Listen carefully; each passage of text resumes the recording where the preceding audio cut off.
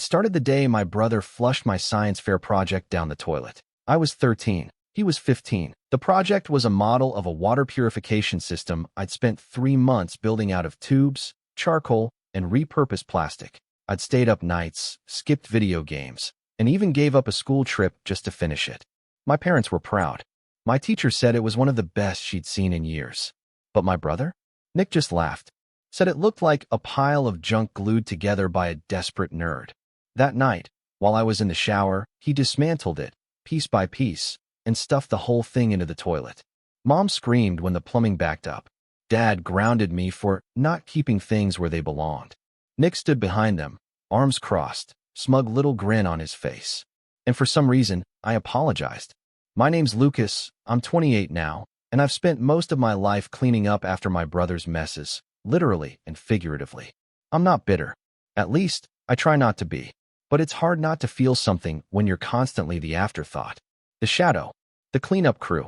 Growing up, it was always, Nick is so charismatic, or Nick makes friends so easily, or Nick's just a bit of a troublemaker. He doesn't mean it. Meanwhile, I was the quiet one. The fixer. The kid who got straight A's and still got told to be more fun, like your brother. Nick was the golden child. He had this way of turning every mess up into a joke. He could charm teachers out of detentions, talk his way out of chores, and always made sure someone else took the fall. Usually me. I remember once, in high school, he borrowed my laptop for a quick project. 2 weeks later, I got called to the principal's office because he'd hacked into the school's grading system with it. Somehow, even after they traced it to my account, he convinced them it was my idea. I was suspended for a week. When I confronted him, he just laughed. Dude, lighten up. You'll be fine. You always are. And just like that, I became the problem child, and he was the misunderstood genius with too much potential to waste. Despite everything, I still tried to maintain a relationship with him. Maybe it was loyalty, maybe just habit. He was my brother, after all, and there were moments, brief ones, where I thought he might actually care.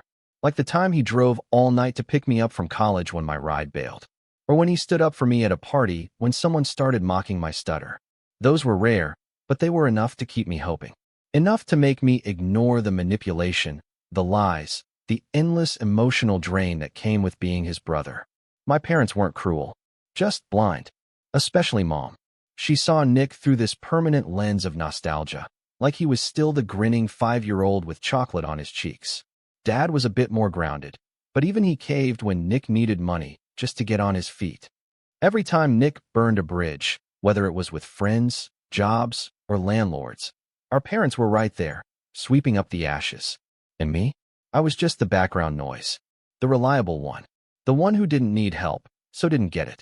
By the time I hit 24, I'd graduated with a degree in mechanical engineering, started working at a sustainable design firm, and moved into a modest apartment downtown. I wasn't rich, but I was stable, independent. I had a couple friends, a decent bike, and a little bonsai tree I was oddly proud of. I didn't need much. I liked building things, solving problems, making things better.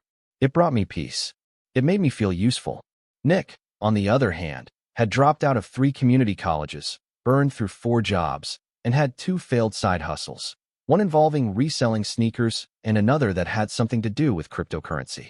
He always talked big, always had some next big thing that was going to blow up.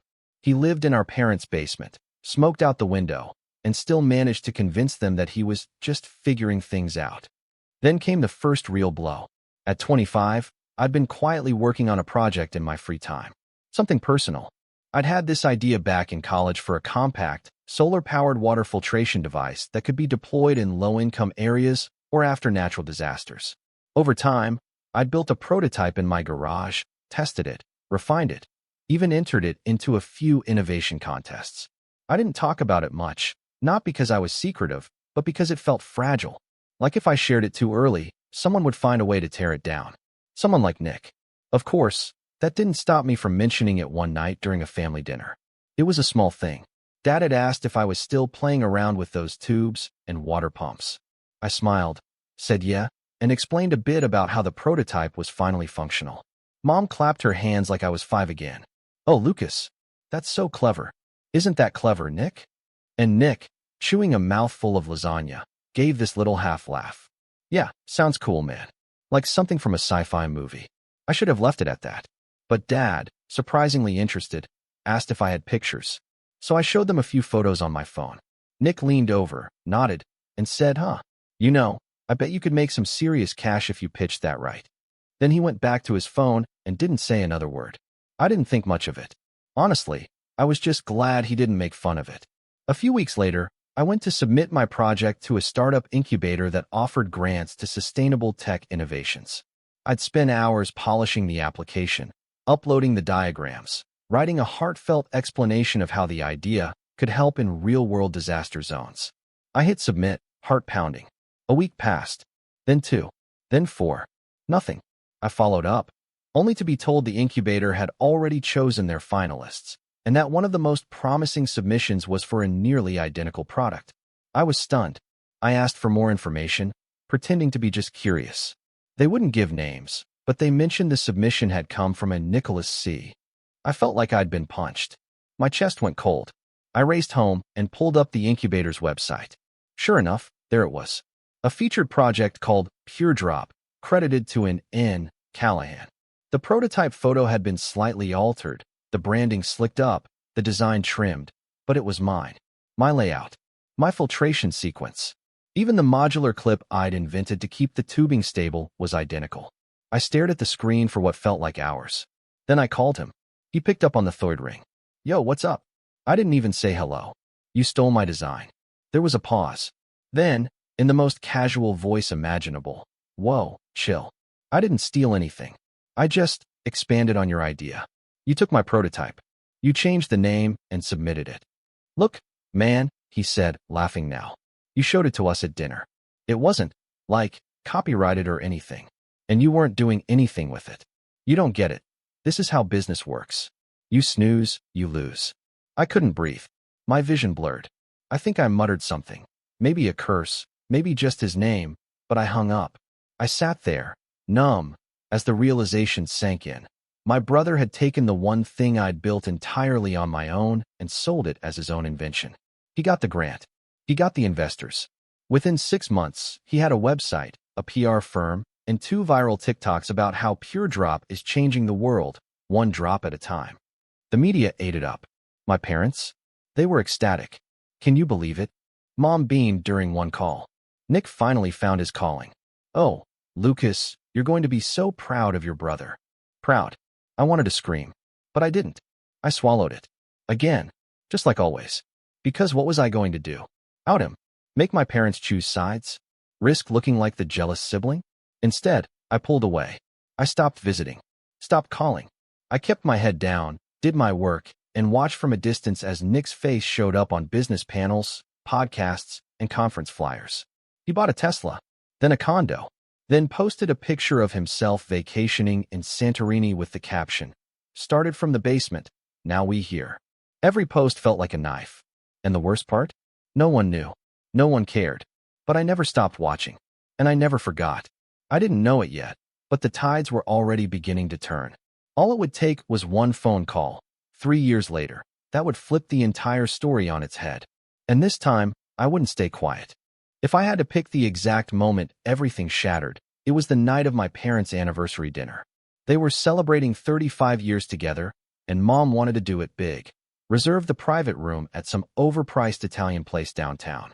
I almost didn't go. I'd barely spoken to Nick in over a year by then.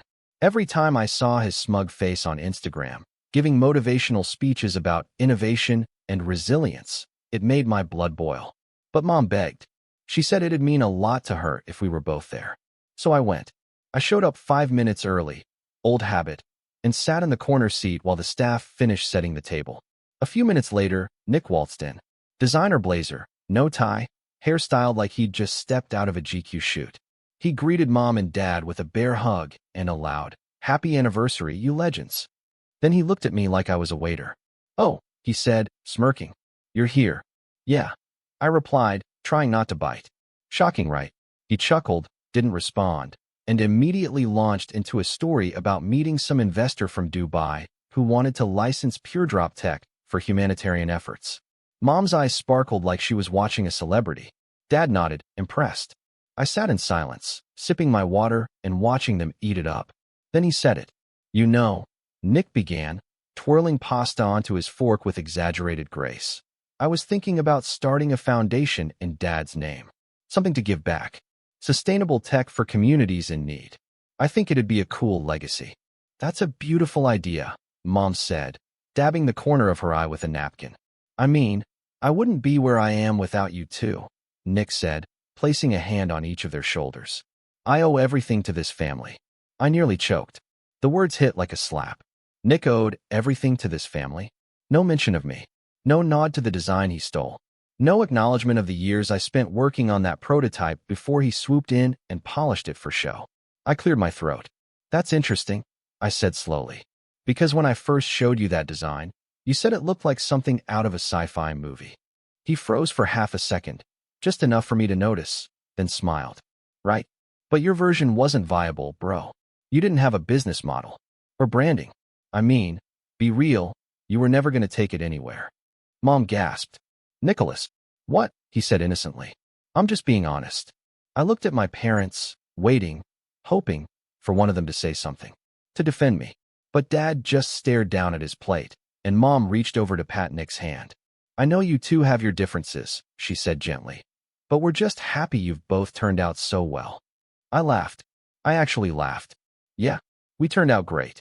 I left before dessert. That was the first time I realized something fundamental.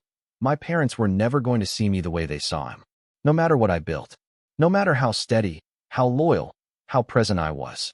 I would always be second tier. The support beam, never the spotlight. I didn't answer their calls for a while after that. I needed space. And then came the text. From Nick. It said, "Hey, need to talk. It's important." I didn't respond. He followed up an hour later. You probably saw the news already. I'm guessing you're enjoying this. I hadn't seen anything. I Googled his name.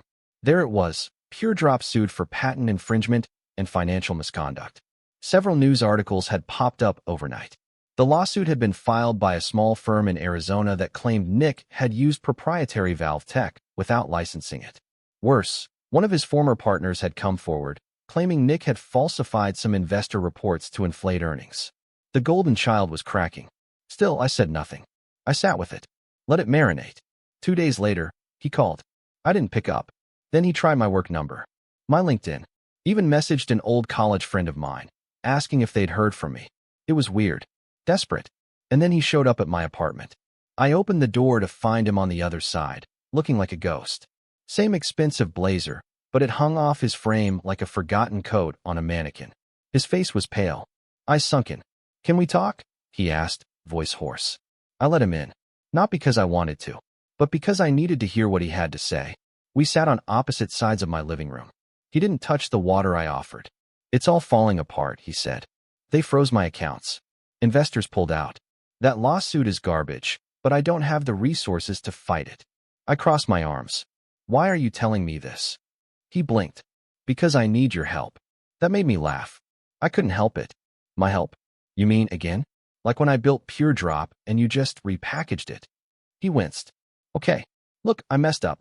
I should have given you credit. I should have cut you in. No. I interrupted, leaning forward. You should have respected me.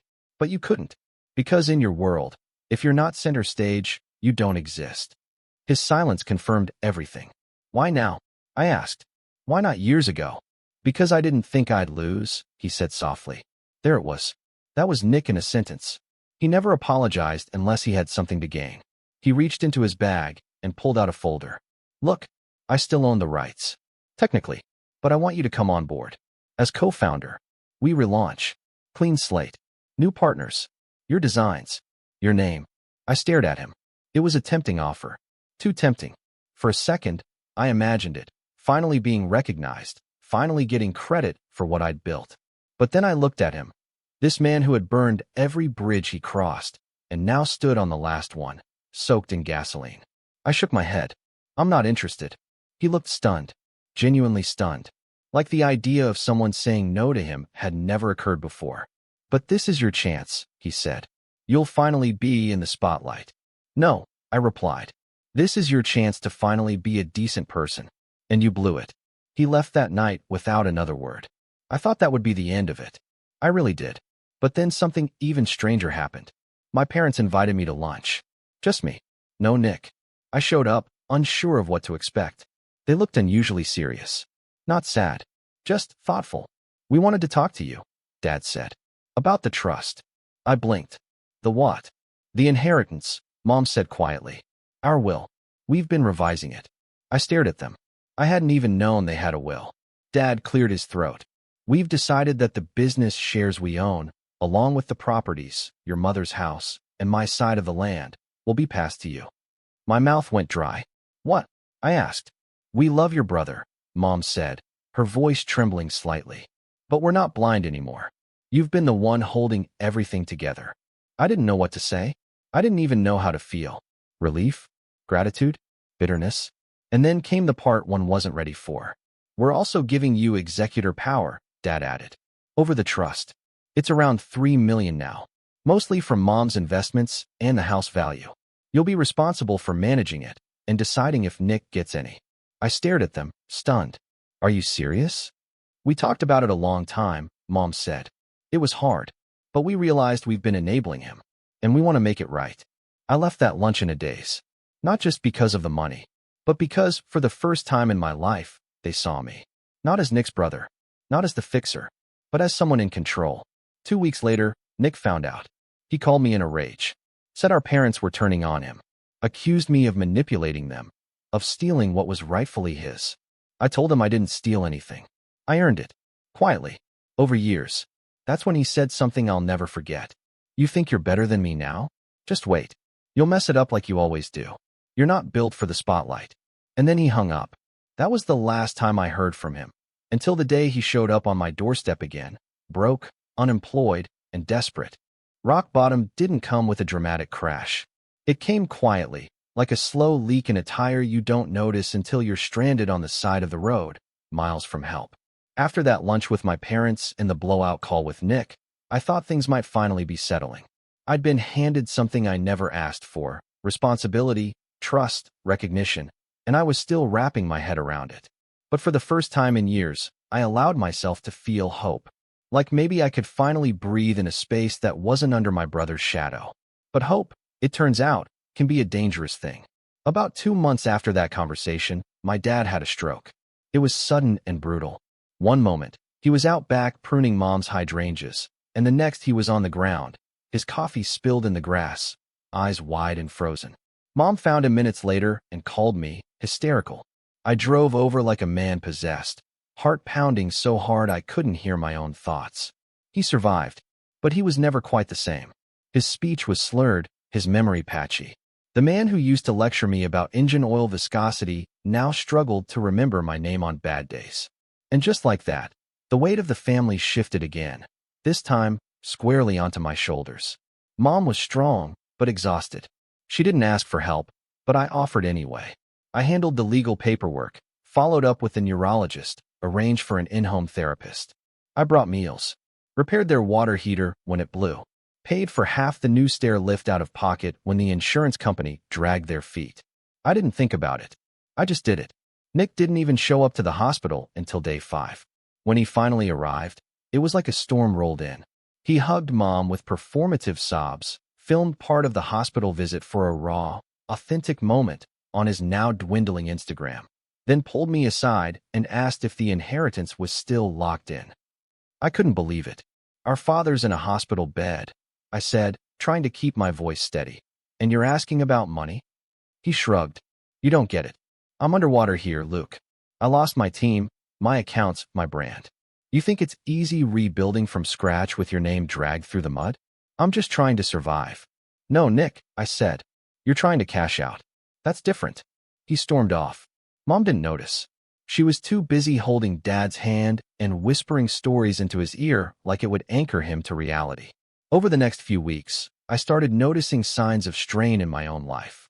I was stretched thin, splitting time between my job, my parents, and the slowly growing pressure of being the executor of a trust that was suddenly under scrutiny from every angle. My manager at work called me in one Friday and gently asked if I was okay. My performance had slipped, deadlines missed, emails unanswered. I nodded and told her everything was fine. That was a lie. I barely slept. I'd wake up in the middle of the night, heart racing, unsure if I'd left the stove on or if Dad had fallen again. I couldn't eat. My bonsai withered from neglect. Then the worst happened. I got laid off. Budget cuts, they said. Restructuring. But I knew the truth. I'd become unreliable. I couldn't blame them. I packed my desk that day in silence, drove home, and sat in the dark for hours. I didn't tell anyone, not even my parents. They had enough to worry about. That was the low point.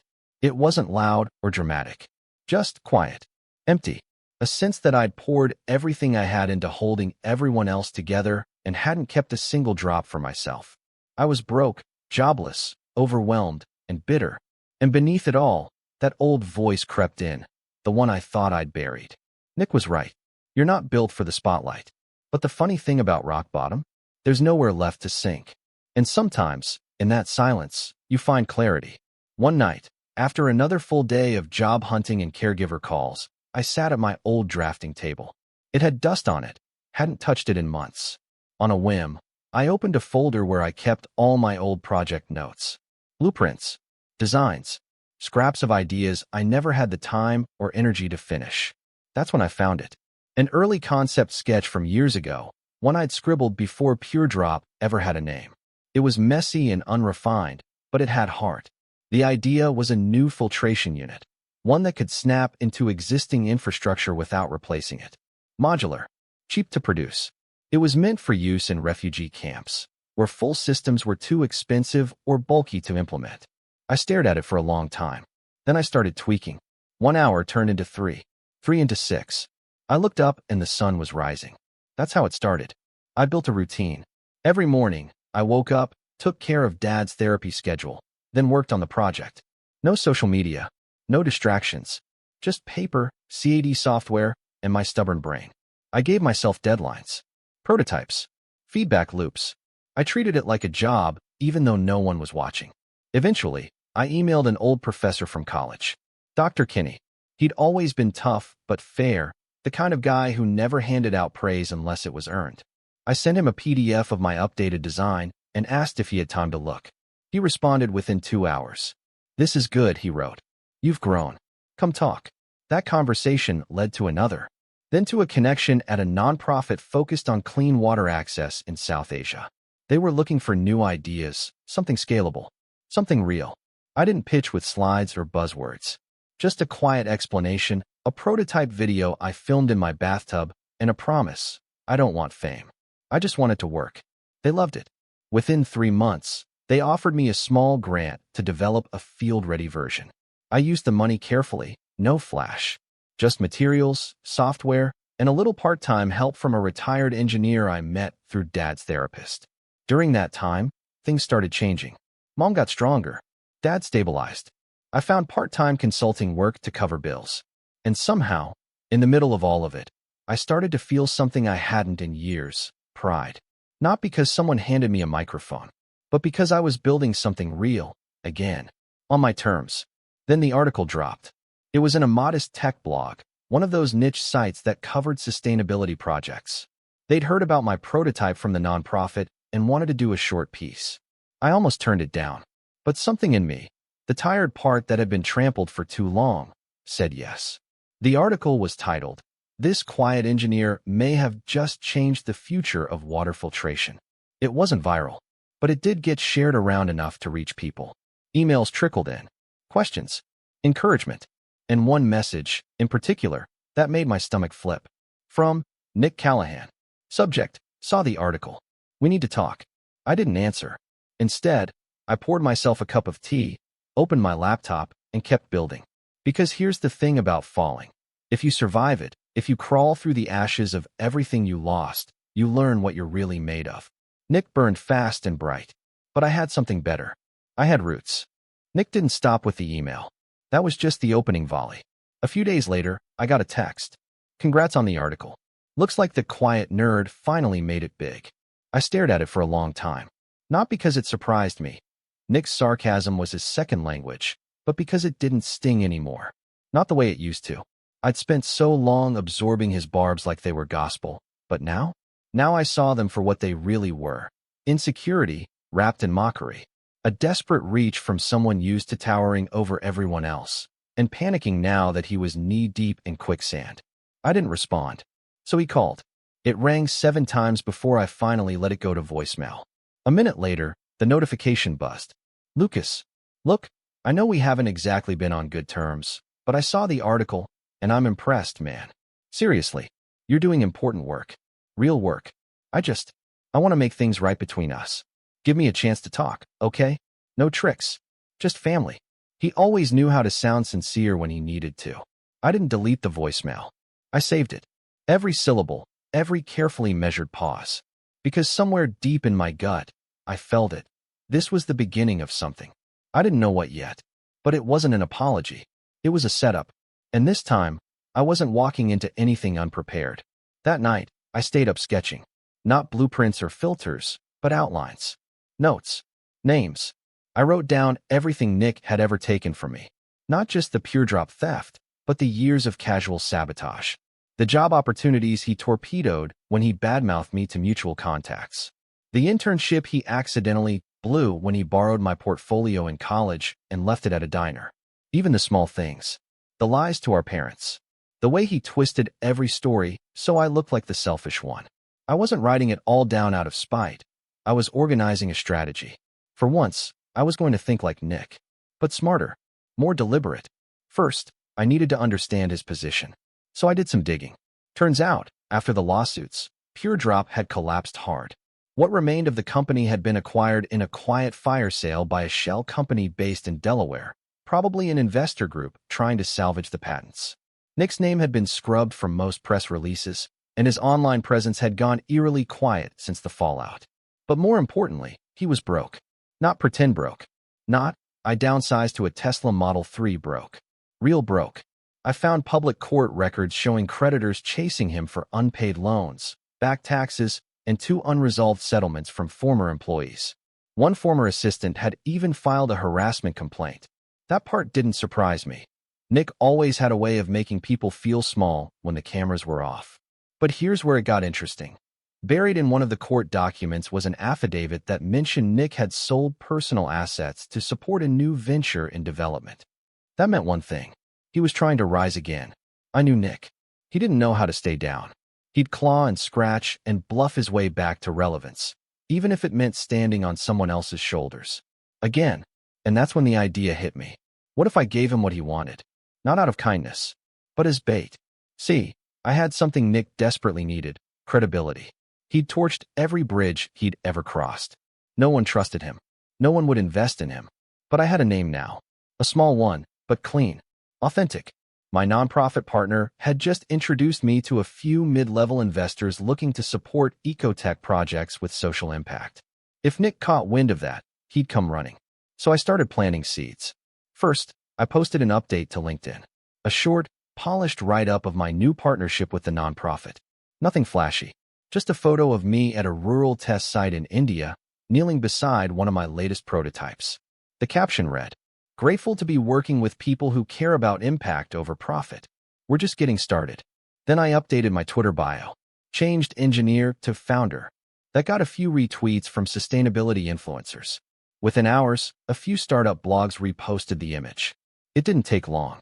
2 days later, I got another email from Nick. "Saw your LinkedIn update. Congrats on the funding. I have an idea I think you'll love. Want to meet?" There it was. The invitation. I waited a day before replying. "Sure. Let's talk." Neutral ground. He agreed instantly. Suggested a cafe downtown.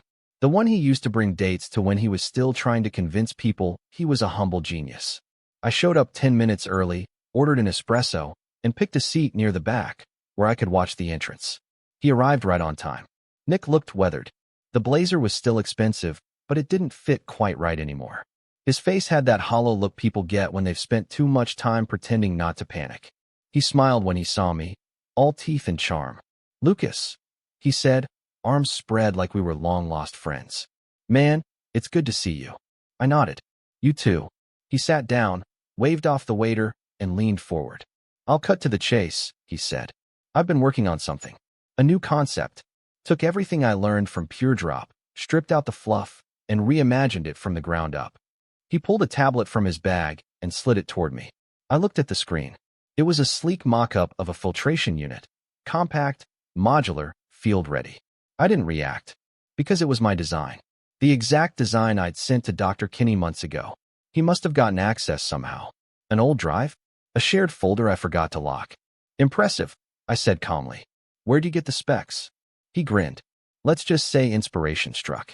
Point is, I've got a manufacturer lined up overseas, a buddy who still owes me a favor in marketing, and a couple early angel investors who want in. Only thing I'm missing? A clean face.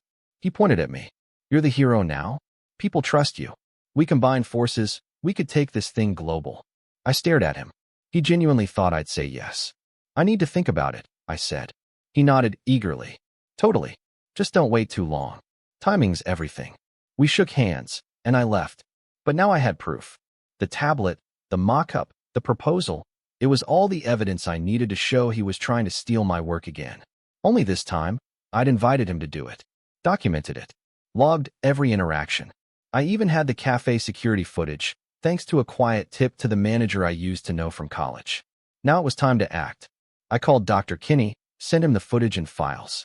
This enough to void any NDA breach? I asked. He chuckled. This is enough to bury him. But I didn't want to just bury Nick. I wanted to teach him.